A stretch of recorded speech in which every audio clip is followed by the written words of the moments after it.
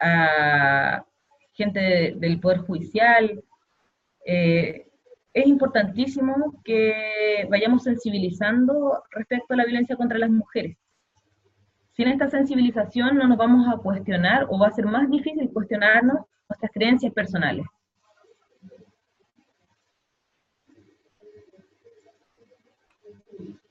Ahí nos dice Patricia algo más, Miguel. Claro, dice, ejemplo, el año pasado una matrona del Hospital Base Valdivia indicó que si estaban casados no era violación. O sea, además vemos una ignorancia respecto a la legislación. Es importante que nos mantengamos actualizados respecto a la ley cuando somos personas que atienden a otras personas.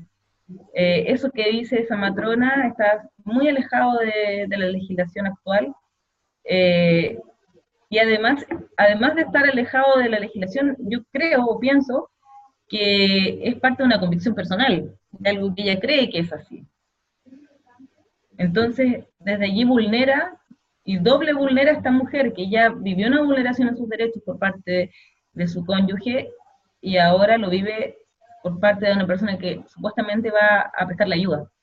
Es por eso que es tan importante repetir, contar, compartir, generar espacios como estos de conversación respecto a la temática de violencia de género.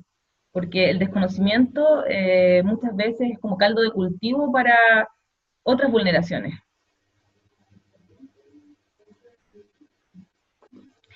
Vamos a seguir entonces.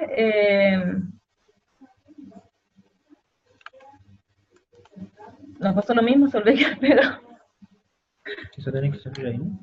parece que vamos a tener que ir avanzando de otra forma, sí.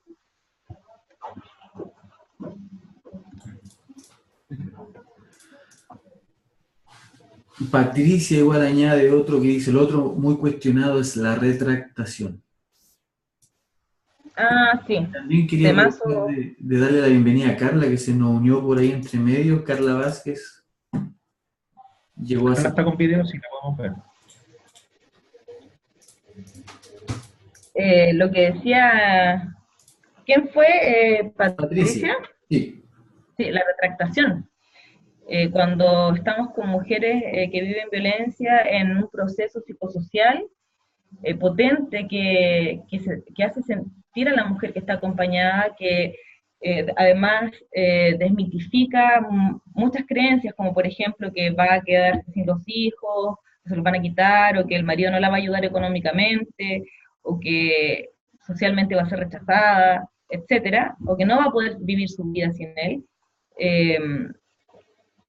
Es mucho menos probable que ocurra la retractación.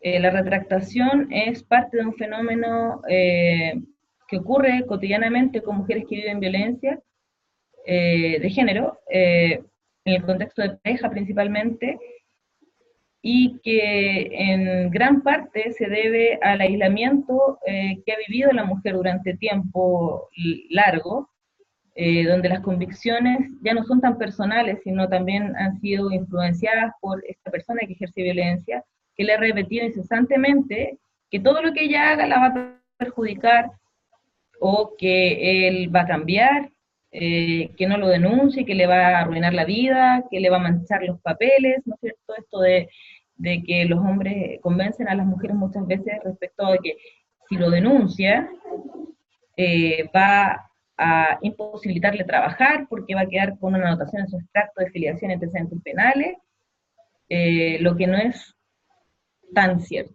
Yo diría es muy poco probable que ocurra. Nuestra legislación tiende a dar muchas y diversas oportunidades a las personas que cometen un delito, y condenas en violencia intrafamiliar ocurren, aquellas condenas que puedan dejar algún antecedente penal son pocas, porque es difícil la prueba en violencia y porque además ocurre esto de la retractación, que muchas veces imposibilita el seguir con los juicios. Pero además creo porque la penalidad que existe hoy día en nuestra legislación no es tan alta, entonces la probabilidad de que esa persona quede con antecedentes es baja, sobre todo que lo primero es desmitificar que una mujer que denuncia por violencia psicológica, no estoy hablando de maltrato habitual, sino que de violencia psicológica, ahí en la sede de familia, de tribunales de familia, que es el lugar donde corresponde hacer esa denuncia, también va a tener la posibilidad de esta persona, digamos, el hombre que ejerce violencia, de asumir la responsabilidad de los hechos que está denunciando la mujer y poder llegar a una suspensión condicional de la dictación de la sentencia y con esto estar solo un año, digamos, cumpliendo ciertas condiciones, donde esta anotación será provisoria, o sea, ni siquiera va a quedar para siempre en su extracto de filiación. Así que ahí tenemos una herramienta como para poder desmitificar. Yo creo que la retractación, como les decía en un comienzo, es menos probable cuando la mujer ha sido acompañada en un proceso psicosocial o terapéutico que le ayuda a reafirmar la seguridad en continuar con la denuncia o en seguir el proceso, que como lo sabemos las personas que trabajamos en el ámbito de justicia muchas veces son larguísimos y se produce como una suerte de cansancio, hay que repetir muchas veces lo que uno ha vivido en el peritaje, por ejemplo, en la denuncia, y luego en la declaración que se hace en juicio, etcétera, ¿no? Muchas veces. Entonces también agota a las mujeres. Y también, que no es menor, la dependencia económica es un factor que a veces también influye mucho en la retractación. Las mujeres vivimos bastante violencia económica, muchas veces siendo profesionales, no ejercemos nuestras profesiones, no generamos un patrimonio propio, y cuando se producen estos hechos de violencia que nos hacen pensar en una denuncia, inmediatamente pensamos en qué vamos a hacer. Por ejemplo, si no hay vínculo matrimonial, si no tengo hijos en común, solo era su conviviente, o si tengo hijos, pero él no fija domicilio, se esconde, no tiene un trabajo formal donde podamos pensar que podemos a lo mejor hacer una demanda por alimentos, y así, ¿no es cierto? Hay un montón de factores que a veces hacen dudar a las mujeres. Por eso es muy importante el trabajo intersectorial, y ahí está el otro enfoque que no lo explicamos la lámina pasada, pero que yo creo que lo conocen un poco mejor porque hacemos trabajo intersectorial, ¿no? Cuando atendamos también podemos aplicar el enfoque de intersectorialidad. No solo pensar que nuestra institución o nosotros, nuestra profesión, nuestro rol profesional es el que va a solucionar la vida de esa mujer. De partida, ninguna de nosotras va a solucionar la vida de nadie, vamos a aportar, ¿no es cierto?, en este camino o en este proceso, pero cuando pensamos en la intersectorialidad, también a veces se nos abren una multiplicidad de factores. Desde allí ya reconocer ese trabajo mancomunado que llevamos realizando hace muchos años con la red Sename, cuando pensamos en a lo mejor quién podría ayudar psicosocialmente también a esos niños o esas niñas, pensamos en la red Sename, cuando pensamos en quizás en que hay que escolarizar o ingresar a los niños y niñas a jardines infantiles, pensamos ya en la red de jardines infantiles, ¿no es cierto?,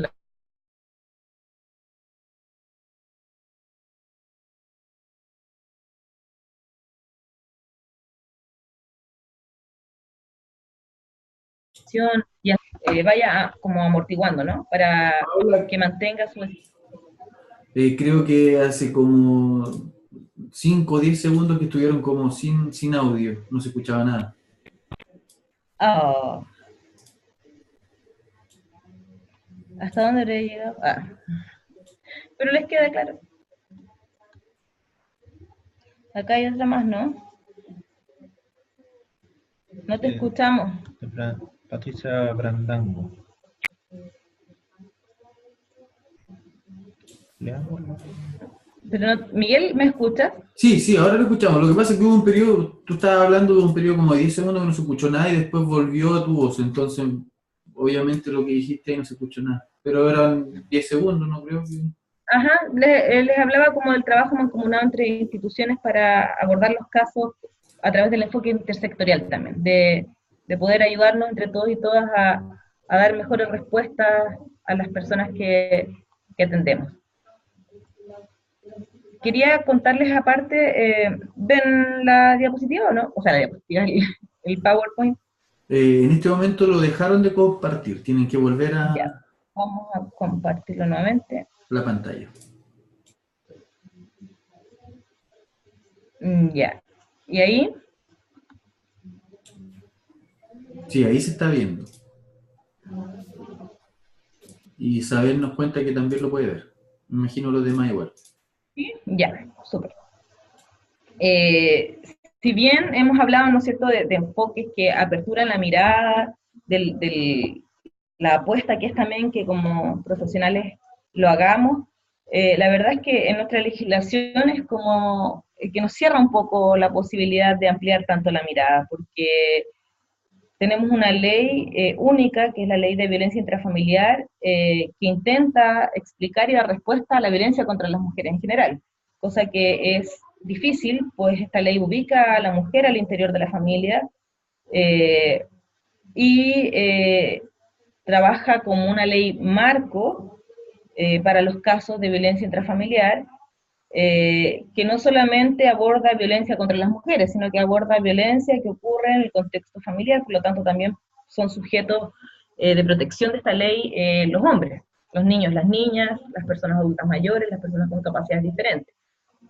Pero deja fuera otras manifestaciones de violencia que no ocurren en el contexto familiar, que era lo que hablábamos al comienzo, que la legislación internacional nos sugería, nos pedía que viésemos la violencia como este acto discriminatorio contra las mujeres que nos impedía el goce de nuestros derechos, pero no solamente en el ámbito privado, sino que también en el ámbito público.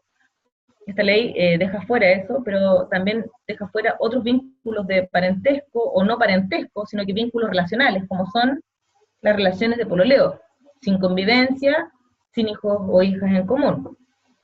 Y ahí tenemos un desafío gigante que hoy día está intentando responder el Servicio Nacional de la Mujer y el Ministerio de la Mujer y la Equidad de Género a través de varios proyectos que se han ingresado al Congreso para poder incorporar este tipo de relaciones a la legislación para dar respuesta a la violencia que ocurre en las relaciones de pareja sin convivencia. Yo creo que ustedes también han tenido casos de mujeres que han vivido violencia en este contexto y es muy difícil encontrar salida sin un marco regulatorio que nos permita asignar recursos además a la solución de los casos. Esta ley pretende ser una ley integral contra la violencia hacia las mujeres y eso nos permite ampliar también la cobertura de los tipos penales que hoy día solamente describen las relaciones de parentesco formales y con algunas con consanguinidad, otras que son relaciones de convivencia, ¿no? Como por ejemplo el femicidio. Hoy día la muerte de una mujer en manos de su pareja con la que no convive y no tiene hijos en común no es considerada femicidio. Y tampoco puede aumentar la penalidad como ocurre en el caso de aquellas relaciones de parentesco que aborda la ley de violencia intrafamiliar. Tenemos además otras respuestas legales en nuestros códigos nacionales, que son, por ejemplo, en el Código del Trabajo, el acoso sexual, la acción de no discriminación arbitraria, que es la conocida ley Zamudio, donde también habla del sexo, la orientación sexual, la identidad de género como que pueden ser utilizadas para discriminar a las personas. Esta ley nos da la posibilidad de accionar en contra de aquellos actos de discriminación arbitraria. Y el año pasado, la ley de interrupción voluntaria del embarazo, en 3 causales, la ley de maltrato habitual.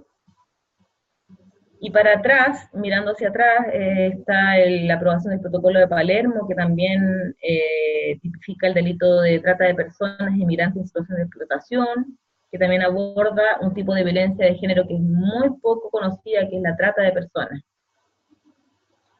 Aquí tenemos chat, Miguel, parece. Sí. Dice Patricia, nos dice, consulta respecto a cómo opera la ley de BCM mujeres trans, si es que está definido. Aún no nos han llegado casos, pero se pudiera dar. Sería necesario poder saber cuál sería la respuesta como institución.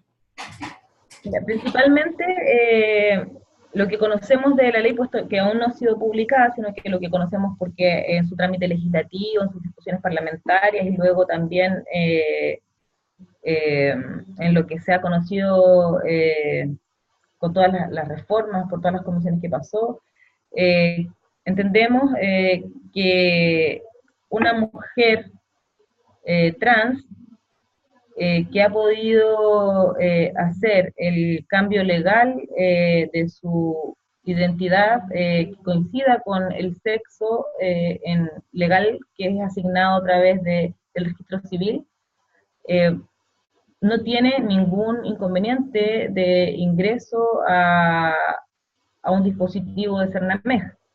Creemos que es un derecho, además, de cualquier mujer, como lo dicen nuestras orientaciones técnicas, cualquier mujer que se encuentra dentro de nuestro país, que es mayor de 18 años y que ha vivido violencia de género en el contexto de pareja, puede ser atendida por nuestros dispositivos.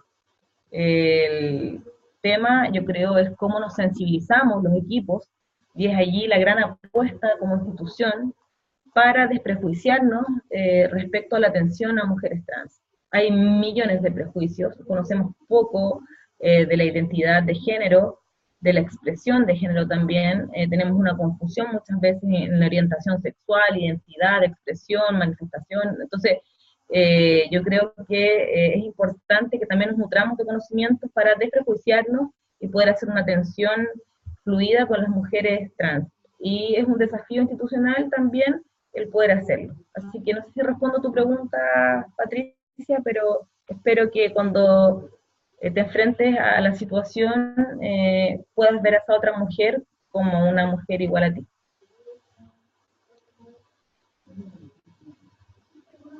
Ahora, una mujer trans que accedió al cambio de sexo registral es mujer para todos los efectos legales. En ese sentido, puede acceder a los dispositivos de Cernamej. Oh, se me quedó pegada la pantalla. Estamos con muchos problemas técnicos. De todas maneras, ahí volvió para atrás, ¿no? Siguiente. No, anterior. Ahí. Ya. O el siguiente. Ahí. Me gustaría aprovechar que nos queda poquito, pero poder contarles. Voy a complementar solamente respecto al tema de la ley de identidad de género, que por la información que tenemos es una ley que fue promulgada por ambas ramas del Congreso Nacional y que está pendiente de la avisación del Tribunal Constitucional, pero después viene un periodo en que tendrán que dictar reglamentos, justamente, sí, ya se aprobó para la aplicación de la misma ley. No se acogió el reclamo constitucional y ahora está en la etapa reglamentaria para luego la promulgación que debe hacer el presidente de la República y la publicación. Yo creo que va a estar de aquí a fin de año vigente, así que de todas maneras hay que estar atentas para ver cuándo empieza ya a regir. Pero desde ya la invitación es a atender a las mujeres que viven violencia en nuestro país. Hacer un pequeño resumen para aprovechar el tiempo que tenemos disponible. Yo sé que a lo mejor ya lo saben, pero refrescar solamente los vínculos que protege la ley de violencia intrafamiliar son los que salen acá. El ser cónyuge, excónyuge, conviviente, exconviviente, padres de hijos, nietos, abuelos, hermanos, tíos, cuñados y sobrinos, tanto de la víctima como el cónyuge, el excónyuge, el conviviente y el exconviviente. Todos esos que salen ahí, el padre o madre de un hijo en común, una persona menor de edad, un adulto mayor o persona discapacitada que se encuentra bajo el cuidado de otra persona, otra integrante del grupo familiar, y tenemos a personas que es como el grupo de personas que están en situación de vulnerabilidad, ¿no? Y bajo el cuidado de otros o de otras, que es también abordado por la ley de maltrato habitual. Pero en esta ley nos referimos a la ley 20.066, ya para que lo tengan claro cuando alguien les consulte respecto a si puede denunciar utilizando la ley 20.066. Acá tenemos una ayuda a memoria respecto de dónde se denuncia, considerando que la denuncia es la comunicación de los hechos que se hace ante la autoridad y que se puede tratar de policías o carabineros o PDI, indistintamente, todos los días, a cualquier hora, deben ser recibida las denuncias sin pedir nada a cambio. Me refiero que la constatación de lesiones o que vaya y converse con su marido, no, o sea, la denuncia, y como les decía al comienzo del día, es un derecho, y por lo tanto tenemos que también de ahí empoderar a las personas que atendemos, diciéndoles que es un derecho y que por lo tanto debe ser aceptada sin cuestionamiento. De la investigación y de si eso constituye un delito, otras instituciones están encargadas de ello. En el caso de delitos, la Fiscalía, y en el caso de aquellos actos constitutivos de violencia intrafamiliar, de declarar si son o no constitutivos de violencia intrafamiliar, como la violencia psicológica, el Tribunal de Familia. Así que Carabineros no puede hacer ese examen de admisibilidad de una denuncia, la debe recibir. También podemos hacerla directamente en los tribunales penales, en el Tribunal de Familia o la Fiscalía, y en Gendarmería cuando aquellos delitos ocurren en el interior de recintos penitenciarios. El objetivo de la denuncia, ¿no es cierto?, es dar cuenta de la comisión de un delito, y puede denunciar tanto a la víctima como cualquier persona que tiene conocimiento respecto de los hechos. Me dirán ustedes, claro, pero puede ser anónima, es confidencial, se puede pedir confidencialidad por riesgo para el tercer denunciante, eso es lo que dice la ley 20.066, pero efectivamente llegaremos a un punto en el cual se le consultará a la mujer si los hechos son efectivos. Si ella no ratifica esa denuncia, no sigue el procedimiento, a no ser que haya sido el aporte de nuestra denuncia haya permitido que la policía constatara por sus propios medios que estaba ocurriendo el delito y que es la flagrancia. Ellos llegaron y justo estaba ocurriendo, y por lo tanto ahí ya hay otro elemento más, porque los carabineros o PDI podrían ser ministros de fe respecto a la existencia o la ocurrencia del delito. Ahí hay toda una discusión teórica también con respecto a la autonomía de las mujeres, si debemos o no seguir con un procedimiento que la misma mujer no quiere, y así. Así que son temas a discutir y súper interesantes. Lástima que no tengamos tanto tiempo, pero... Luego acá está la respuesta a Isabel, parece, y con esto cumplimos nuestro compromiso de quién está obligado o obligada a denunciar. Situémonos en el Código de Procedimiento o Procesal Penal, perdón, ya me había quedado en el pasado. ¿Quién está obligado o obligada a denunciar? Miembros de Carabineros, PDI y Gendarmería, siempre en el ejercicio de sus funciones, cuando constaten la ocurrencia de un delito, como es la violencia física, sexual o el maltrato habitual hacia una mujer, estamos hablando de las mujeres, por eso digo hacia una mujer, en el ejercicio de sus funciones está obligado u obligada a denunciar. Los fiscales y empleados públicos, y ahí se abre este tremendo, ¿no es cierto?, ámbito de quién es empleado o empleada pública. No quiero ser polémica, pero nosotros sabemos que en la administración del Estado hay muchas personas que trabajan a honorarios. Nuestro cuestionamiento, aquella persona que trabaja a honorarios, ¿es un empleado público? ¿Es un funcionario público? Yo creo que ahí hay una discusión doctrinal. Pero si estoy contratada por el Estado, ya soy funcionario. O sea, una persona que está a contrato a planta está obligada a denunciar. Quizá hay una distinción en los honorarios que tienen calidad de agente público, ¿no? Claro, por eso es que es una gran discusión, y ahí es donde también nos cuestionamos, bueno, entonces mi obligatoriedad no llega a eso. También están los jefes de puerto, los capitanes de barco, ¿no es cierto?, aquellos conductores, y esto la ley dice que igual como un poco en aquellos largos viajes, ¿no es cierto?, los conductores de trenes o ferrocarriles, que a veces viajes que tardaban varios días y que ocurrían situaciones de violencia en aquellos lugares, están obligados y obligadas a denunciarlos. Los capitanes que están al mando de la tripulación y de las personas que están a bordo también tienen esta obligatoriedad, también son considerados ministros de fe para efectos legales. Jefes de hospitales, clínicas, médicos, odontólogos, odontólogas, químicos o químicas y otras ramas relacionadas con la salud y auxiliares de la salud. También están obligados y obligadas a denunciar. Es por eso que ustedes, si recuerdan, cuando ingresa una persona con signos de haber vivido violencia sexual, aunque esa persona no haga la denuncia directamente, el profesional o la profesional está obligada a denunciar. Distinto es la violencia física, porque alguien me puede decir, no, me pegué en la escalera, ¿no? o me topé con una puerta y allí no tenemos la certeza que haya vivido violencia intrafamiliar. Pero si la mujer nos dice que vivió violencia y no se atreve a denunciar, lo podemos hacer nosotras como funcionarios, funcionarias públicas, como personas relacionadas con el área de la salud también. Y acá se abre también el ámbito educacional, directores, inspectores y profesores de establecimientos educacionales de todo nivel. Por los hechos no solamente que ocurren en el interior de los establecimientos educacionales, sino, por ejemplo, si llega un joven o una joven con signos de haber sido maltratada, también corresponde a estos profesionales hacer la denuncia. Plazo corto, porque debe hacerse, ¿no? Son las 24 horas siguientes, ¿a qué? A que tomé conocimiento de los hechos. Porque no puedo contar las 24 horas desde que ocurrió el hecho, porque si yo no tenía conocimiento de aquel hecho, ¿cómo voy a denunciar? Se cuentan desde que, ¿no es cierto?, tomamos conocimiento del hecho. Y obviamente los capitanes de naves o aeronaves, cuando arriban al puerto o al aeropuerto del lugar o de la República, ¿no? ¿Qué pasa si no denunciamos? Tenemos una multa asignada de 1 a 4 UTM y además arriesgamos persecución penal, tanto propia como de nuestros parientes, ¿no? Ahí sale una persecución penal extendida, 494 del Código Penal.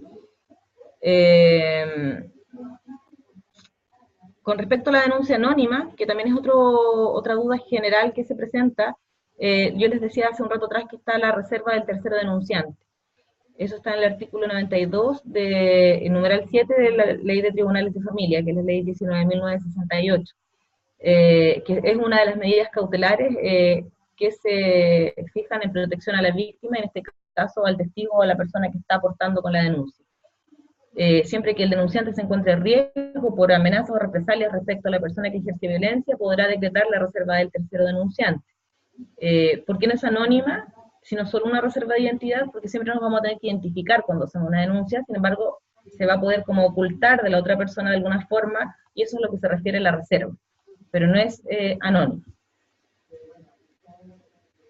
No sé si hasta por ahí les queda alguna duda, tienen alguna otra consulta que hacernos. Sabemos que el área legal es de repente media fome, así que hemos tratado de ponerle entusiasmo para que no se nos aburra.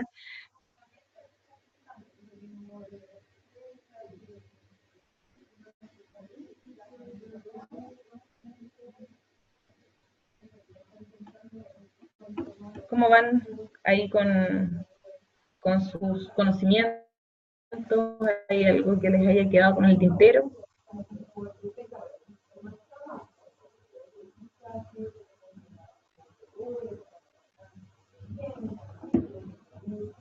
Aquí estamos con Joaquín, expectantes de escucharlas, de leerlas. Atentos al chat. Se pueden escribir en el chat.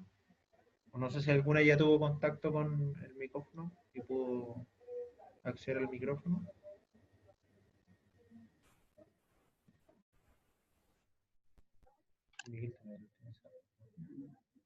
¿Miguel? Dime, Paula. Estamos como haciendo la invitación a que nos hagan las últimas preguntas para ir cerrando, porque creemos que como ha sido de esta forma como más unidireccional, creemos que se han entregado hartos contenidos, pero igual, si les queda alguna duda, estamos dispuestos a seguirles contestando, pero no queremos latearlas. Claro, sí, se entiende que esta clase que tuvimos la complicación de que no teníamos audio para las otras personas. Pero aquí hay alguna apreciación en el chat. Voy a leer lo que dice Patricia, nos dice todo muy claro, muchas gracias por la clase. Y Isabel dice, respecto de la duración del proceso penal, queremos hacer una salvedad. En el texto se señala que la investigación puede durar hasta 2 años desde que se formaliza la investigación, indicando que el juez o jueza de garantía puede fijar un plazo mayor dependiendo de la complejidad del caso, que creemos que no es así, ya que entendemos que la etapa investigativa no puede durar más de 2 años. El fiscal no puede mantener un proceso investigativo que sobrepase esos 2 años. Isabel, voy a pedirle a mi compañera que redactó ahí que lo revisemos, porque yo pienso igual que ustedes, pero efectivamente pudo haberse pasado eso, ¿ya? Lo revisamos y les hacemos el feedback respecto a si hay algún error en el texto, ¿ya? Y si es una posición personal o doctrinaria, también lo vamos a aclarar. Así que gracias por avisarnos.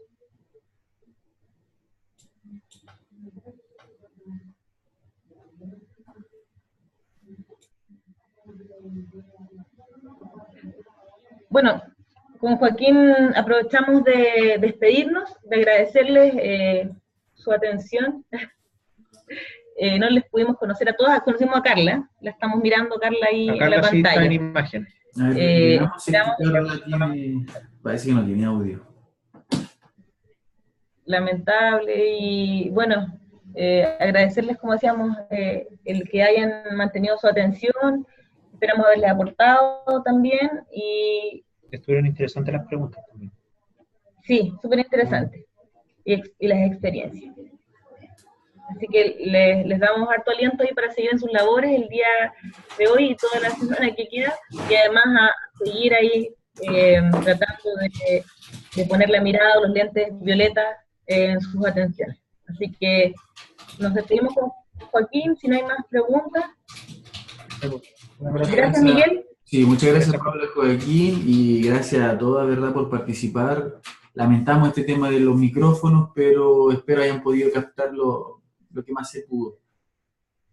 Así que, bueno, si no hay nada más que decir, si alguien más quisiera decir algo, si no podemos finalizar. Y nos estaremos viendo en una próxima oportunidad. Ya. Paola, Joaquín, ¿ustedes están en la tarde? Sí. Sí. Los dos igual. A las 3. A las 3, sí. Así que nos Por si estaremos quieren viendo. repetir el plato las compañeras de la mañana. Bueno, yo creo que, o sea, no veo más comentarios en el chat, me imagino que estaría todo bien. Ya, pues entonces nos quedamos acá. Que estén muy bien. Nos vemos, Miguel. Chao. Chao. Chao a todos. Chao, chao.